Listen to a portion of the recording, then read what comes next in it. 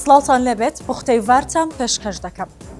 کاتژمێر 6 تەواو سندوقەکانی دەنگدان داخران و هیچ ئامێرێک ناتوانێت دەنگدان تۆمان بکات.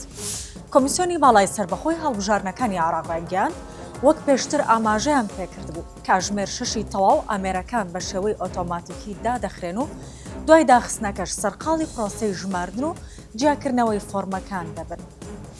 فەرمانگەی میدیا و زانیاری سەر بە حکومەت هەرێمی کوردستان ڕایگەیاند سبەی لە سەرجەمدام و دەستگا حکومیەکانی هەرێمی کوردستان پشووی فەرمیە.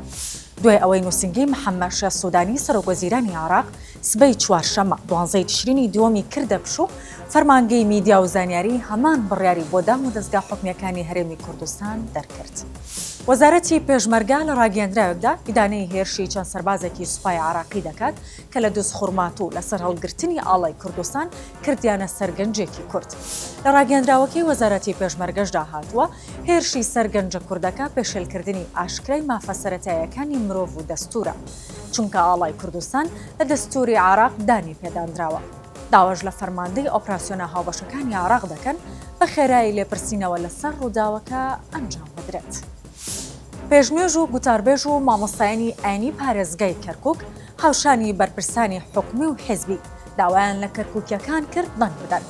ڤاری کەرکووک لە مینبەری مزگەوتەکانەوە بانگەوازی مامۆستایانی گواستەوە کە دەیانگوت ڕەحمەتی خواتان لێبێت ململانەی حیزبی بخەنە لاوە هەموو بچن دەنگ بە کورد بدەن.